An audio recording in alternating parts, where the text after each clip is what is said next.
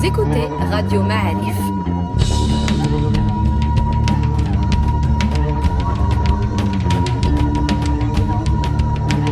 Le podcast Histoire.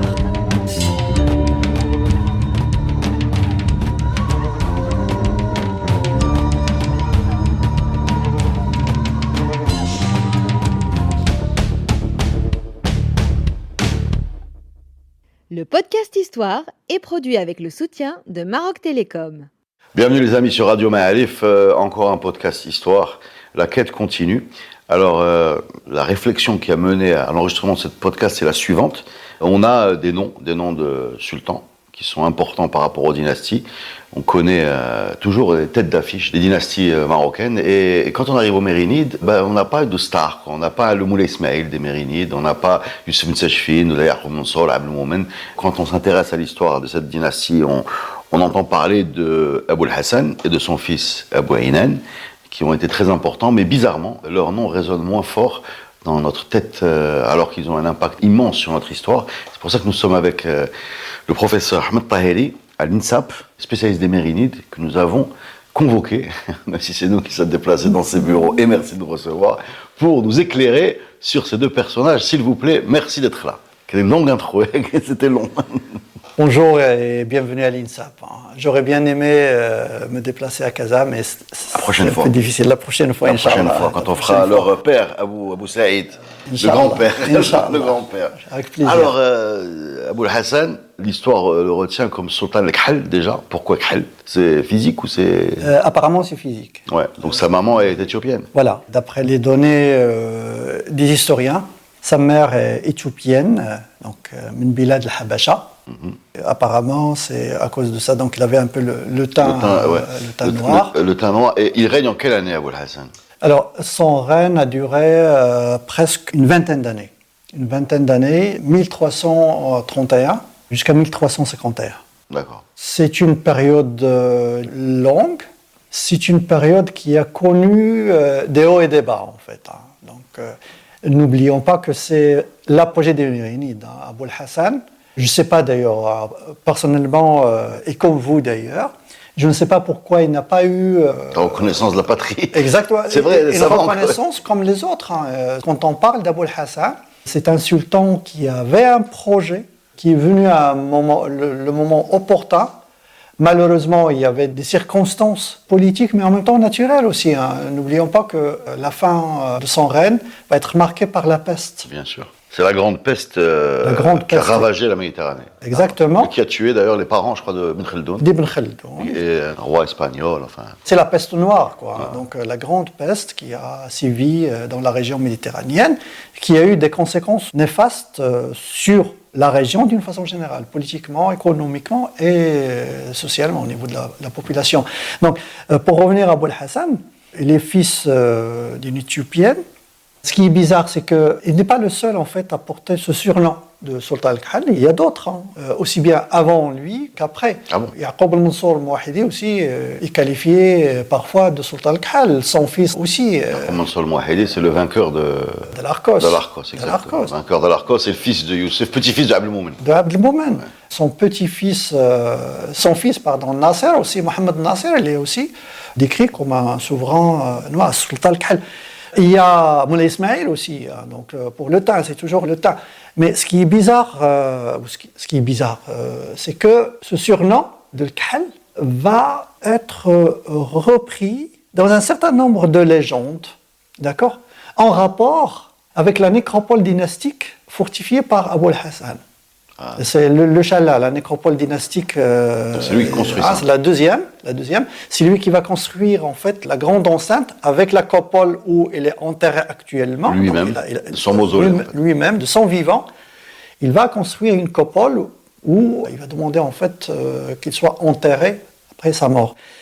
Et le Challa, il y a des légendes qui ont été rapportées par deux chercheurs français au début du XXe siècle qui ont consacré une monographie au Challa, où les gens racontent en fait qu'ils parlent de Sultan al-Khl, ils parlent de Lalla Challa, etc. Donc toujours le personnage qui revient sous d'autres formes un peu ethnographiques, un peu mythologiques, en rapport avec la nécropole dynastique des Mérinides.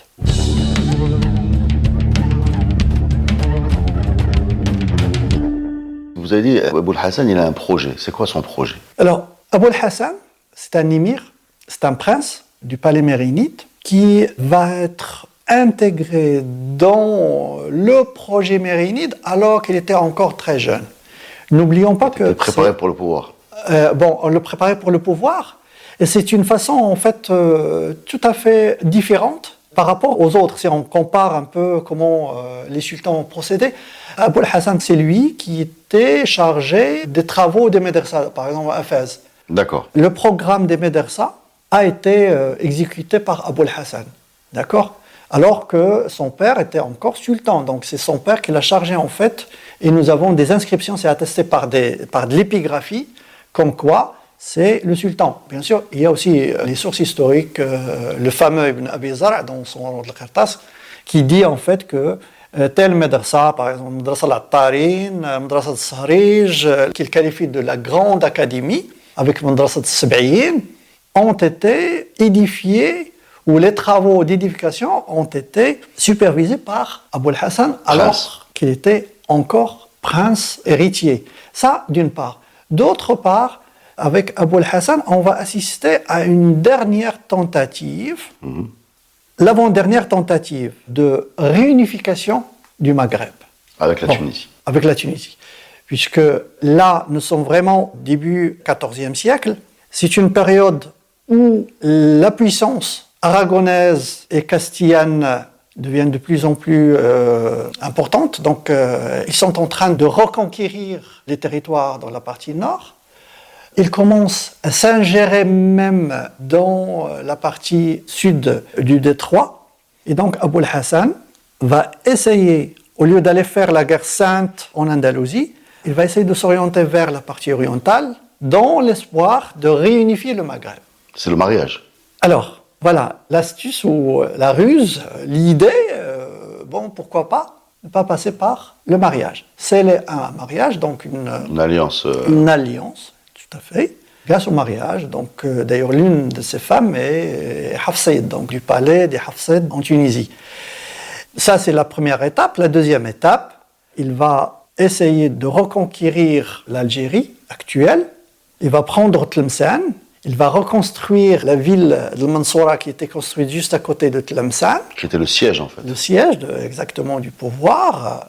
Et il va mener un raid en Tunisie. Et malheureusement, c'est là où les choses vont mal se passer. Vont mal se passer, exactement. Alors, juste une petite question. Est-ce que c'est lui qui est dans la bataille de Rio Salado, c'est-à-dire Tarifa actuelle? C'est lui. C'est lui. C'est lui. Et si je ne me trompe pas, donc c'est la défaite de Rio Salado.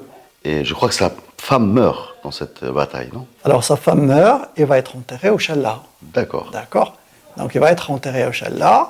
J'ai oublié les détails, mais c'est une histoire incroyable cette bataille, parce qu'il y a des Castillans qui sont infiltrés derrière les lignes mérinides, enfin bref. C'est une période de... Donc là, les Castillans et les Aragonais ont réussi en fait à avoir des éléments qui sont attirés par le pouvoir, qui voulaient aussi le pouvoir, donc c'est la raison pour laquelle ils vont réussir à les attirer, et donc qui vont jouer un rôle crucial dans ces défaites, aussi bien à Jazira al-Khadra qu'à Gibraltar, et qui va s'achever par la disparition en fait du pouvoir mérinide tout simplement de l'Andalousie. Donc c'est vraiment la fin. D'accord. Alors, qu'est-ce qui va se passer dans ce fameux voyage en Tunisie? Alors, Abou Hassan va se préparer et il va organiser en fait un raid dans l'espoir d'unifier, comme j'ai dit tout à l'heure, les trois contrées constituant le Maghreb. Et malheureusement, il arrive en Tunisie, il prend ou il occupe une grande partie, y compris Kairouan. Quelques mois après, il y a une révolte de tribus arabes. Donc il va être attaqué par les tribus arabes et c'est une défaite. Donc il va s'enfuir. C'est un bilan désastreux puisque les informations qui vont arriver suite à cette campagne qui a été entamée à partir de 1334, c'est-à-dire 3 ans après avoir pris le pouvoir, après avoir été intronisé en tant que sultan. L'opération va durer 3 ans. 1334-1337. Les informations qui vont être rapportées au Maroc parlaient du désastre. Certains auteurs même parlent d'informations concernant le décès en fait du sultan. Le naufrage. Et Abou Ainan, son fils, l'héritier, donc le prince héritier, qui occupait en fait le poste du calife en fait de son père, sur Tlemcen. D'accord? Il était le gouverneur du territoire de Tlemcen, va tout simplement se révolter contre son père. Et donc Abou al-Hassan, en arrivant au Maroc, il sera obligé de mener une guerre contre son fils Abou Aynan, qui s'est proclamé sultan des Mérinides sur le Maroc. Et bien sûr, après, il va prendre même le titre d'émir des croyants.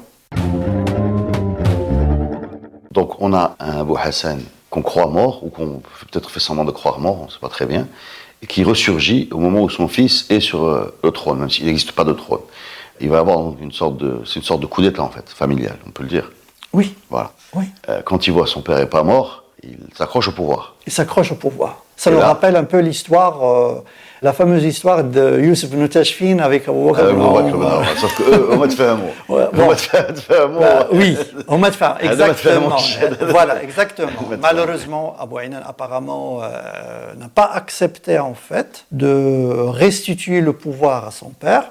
Et donc, il y aura une guerre entre père et fils, tout simplement. Et je crois qu'il va se réfugier dans la montagne, Abou Hassan, non? Bon, il y aura plusieurs batailles entre père et fils. Et puis, Abou al-Hassan sera contraint de fuir. Il va se réfugier dans la région du Haut-Atlas, chez les Haltata. D'accord. Les Almohades. Les Almohades, ça nous rappelle en fait le rôle des Haltata avec les Almohades. La chose drôle, si je peux me permettre de vous couper, c'est qu'un certain Abou Hafs al-Hintati, qui s'appelait Feska en fait, c'est qu'il y a un général almohade, est à l'origine des Hafsides de Tunisie. Exactement. Voilà, donc en fait, l'Henzata, c'est un peu les cousins des Tunisiens. Plutôt le contraire, les Tunisiens, les cousins, bref. Tout à fait, oui. Leur pouvoir va commencer en fait juste après la fameuse bataille de Las Navas de Tolosa, en 1212. 1220-1221, donc proclamation des Hafsides, avec la lignée ils étaient en fait désignés comme gouverneurs des Almohades sur la Tunisie. Et donc ils vont s'autoproclamer. Ils vont prendre leur sécession en fait. Exactement. Et donc ils vont fonder la dynastie des Hafsides en Tunisie qui va rester jusqu'à l'occupation, jusqu'à l'annexion de la Tunisie par les Ottomans au XVIe siècle. Oui, c'est un bout d'Almohade qui va s'autonomiser. Voilà. Abou al-Hassan va se réfugier dans le Haut-Atlas, chez les Hintata, mais son fils Abou Aynan n'est pas tranquille, ils se sont toujours menacés, et donc il va suivre son père. Il va le traquer, exactement. Abou al-Hassan va être tué lors d'un combat entre pro-Abou al-Hassan et l'armée de son fils Abou Aynan. Il va être enterré à Marrakech. Nous avons toujours à Marrakech une inscription qui atteste l'enterrement d'Abou al-Hassan à Marrakech, 1351, il est enterré à Marrakech, et après, sa dépouille va être rapatriée pour être enterrée à l'intérieur de la nécropole dynastique du Challa, le Ribat du Challa, qui a été la deuxième nécropole sultanienne des Mérinides. La première, elle est où? La première, elle se situe juste à quelques kilomètres de Jorf el-Melha, dans le Gharb en fait. D'accord. C'est une localité qui s'appelle Ain Qarwash. C'est une nécropole mérinide. C'est la première nécropole mérinide, où est enterré, d'après les sources, le premier sultan des Mérinides, Abd al-Haq, et l'un de ses fils qui ont été tués par les tribus arabes lors de l'une des premières batailles des Mérinides dans leur projet de pénétrer vers la plaine en fait.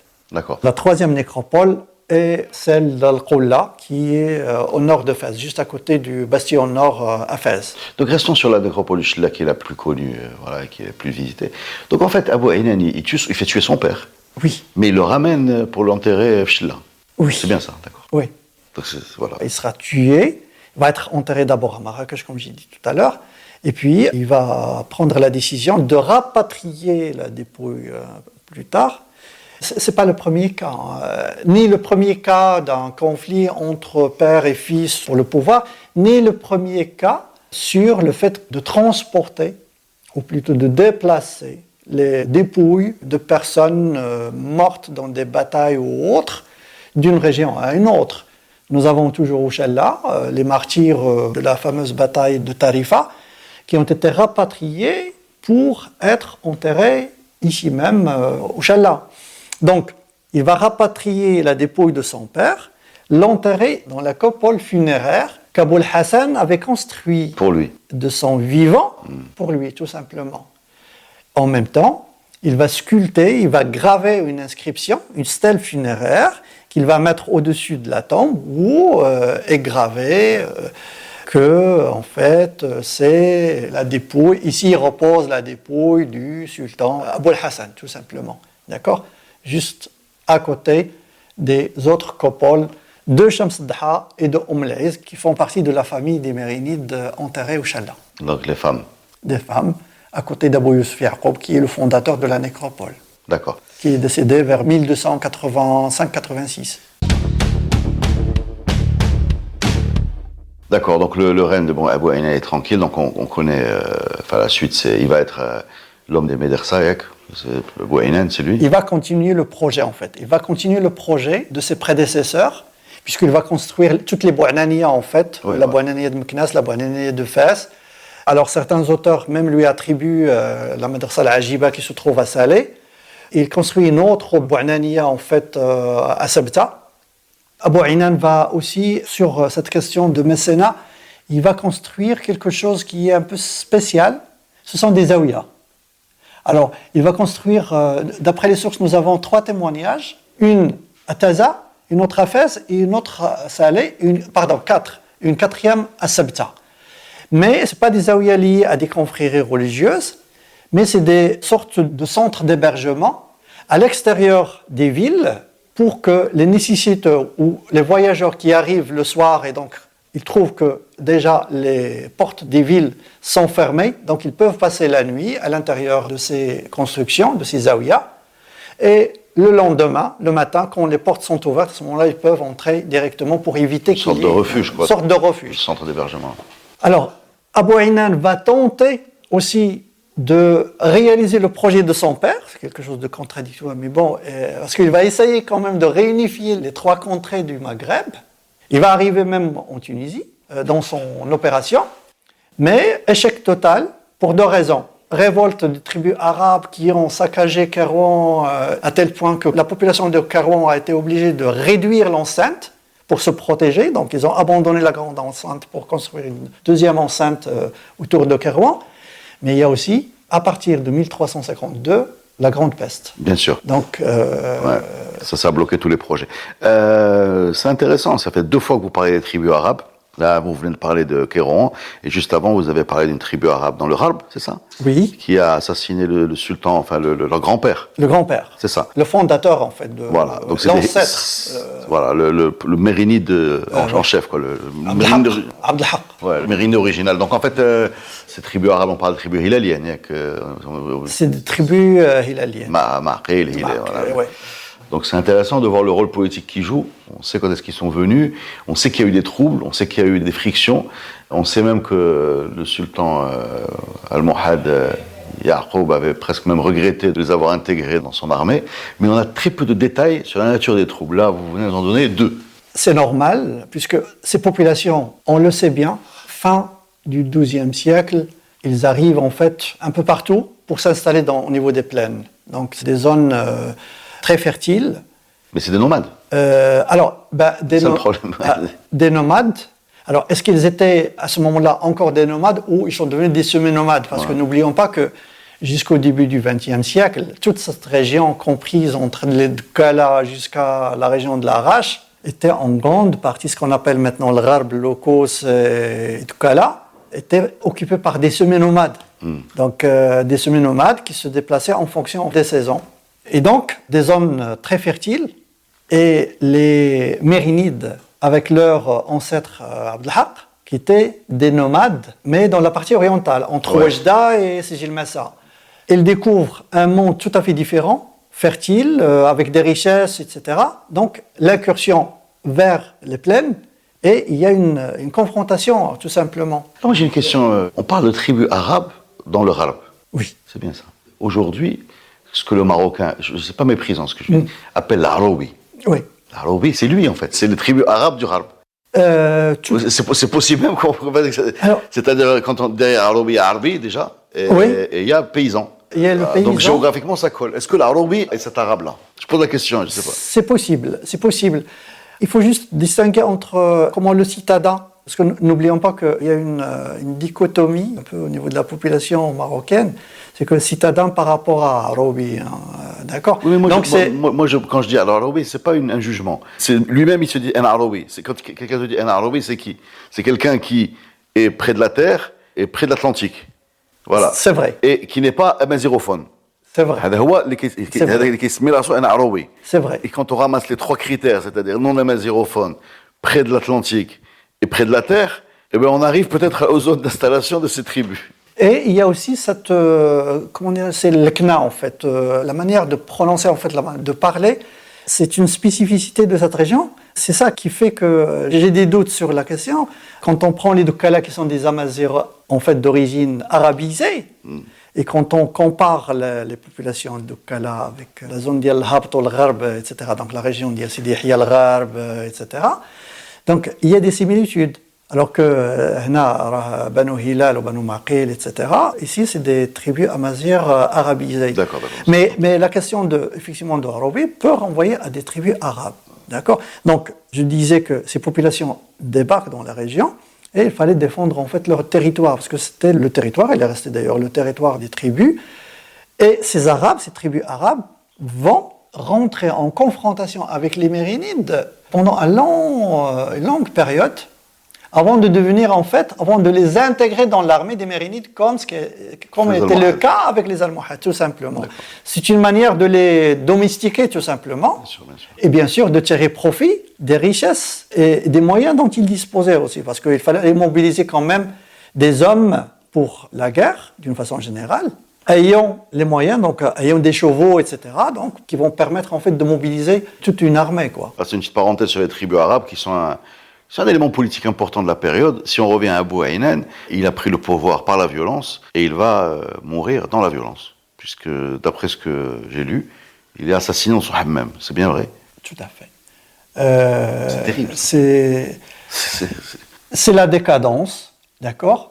Il y a des prétendants au pouvoir, il y a des conflits à l'intérieur du palais. Et donc, effectivement, Abou Aynan va être étranglé par l'un de ses proches au palais de Fès, tout simplement. Et il va être enterré. Ça, c'est quelque chose que, personnellement, je n'arrive pas à expliquer. Il ne sera pas enterré dans la nécropole ou à l'intérieur de la nécropole dynastique, qui est le Qolla à Fès à l'époque, parce que ça y est, Challa est abandonné parce que... Non, c'est pas complet, mais... abandonné parce qu'ils n'avaient plus les moyens d'assurer tout simplement le maintien et en même temps la protection, parce que c'est quelque chose de très important. Et Abou Aynan sera enterré à l'intérieur de la mosquée de son palais. D'accord ? C'est la grande mosquée de Fès Jdid.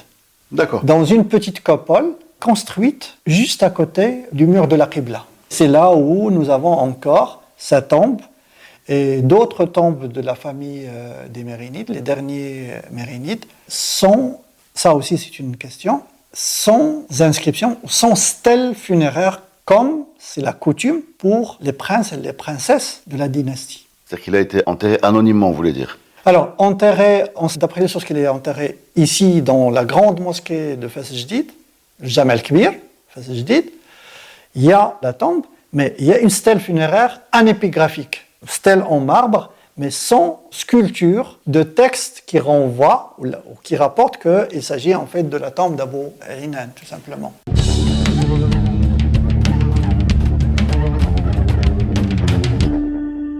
Alors, dans la foulée, on va basculer dans le chaos, si je résume. Vous me dites si j'ai raison ou tort, mais on va avoir une succession de violences, de régences, dans des moments complètement absurdes. Je crois qu'il y a un enfant qui est régent.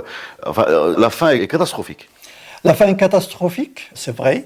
Nous allons avoir des princes, donc de jeunes princes de 8 ans, 10 ans, qui vont être tout simplement intronisés. Même un handicapé mental, je pense. Il y a un handicapé il y a une excellente étude qui a été faite par Sir Qabli sur les Mérinides, d'ailleurs c'est l'une des références sur les Mérinides. Et effectivement, la décadence totale, la chute, et on va avoir en fait des personnalités travaillant auparavant pour les Mérinides qui vont en fait assurer ou qui vont se charger ou qui vont réussir à introniser des personnes, tuer d'autres, etc. C'est une période qui va durer quand même presque un siècle, d'accord ? C'est l'interrègne où on va avoir un Maroc qui va souffrir et qui va aboutir en fait à partir de 1410-1415, débarquement, Perte de Ceuta. perte de Ceuta, perte de Tétouan et puis perte d'autres villes sur la côte atlantique. Donc c'est le débarquement, tout simplement, des armées tout au long de la côte méditerranéenne et atlantique du Maroc. Voilà, et on va se retrouver avec une côte espagnole et une côte portugaise jusqu'à l'arrivée des Saadiens. Voilà, parce Jusqu'à que même les l'arrivée des Ouattassides, Saadiens. qui sont un peu, si j'ai bien compris, les Ouattassides, qui sont un peu l'administration mérinide, Oui.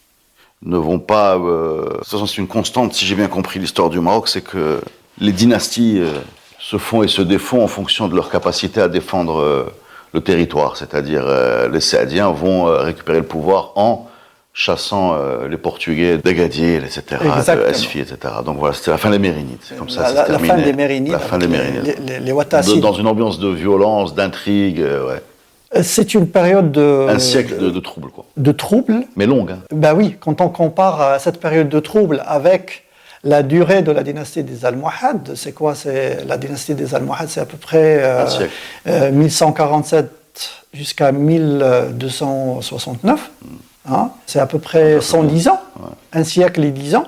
Or, cette période de décadence, ce problème d'anarchie, disons-le, cette période d'intrigue va durer presque un siècle. C'est très long. C'est très long parce qu'il y a d'autres périodes de troubles de tête. On a en tête le moment après la mort de Ahmed al-Mansour, le Saadien, ou après la mort de Moulay Ismail, le Alawite, qui a donné des guerres de succession entre les enfants. C'est après la même chose. On est dans 30 ans. On est pas dans, là, on est dans 100 ans. Presque 100 ans. Eh bien, merci beaucoup pour ces éclaircissements sur cette période mérinide très riche, très riche, très riche. Et à chaque fois qu'on se plonge dedans, on est frappé par à quel point elle est importante dans le Maroc d'aujourd'hui, ou fin du 21e siècle, du 20e siècle, dans le sens où énormément de choses importantes ont été décidées ou entamées à ce moment-là. Merci beaucoup. Je vous en prie, c'est moi qui vous remercie.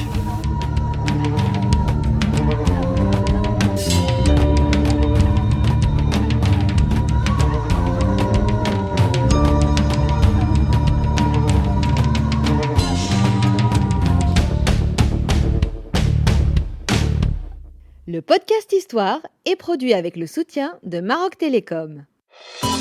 Maroc Télécom, un monde nouveau vous appelle.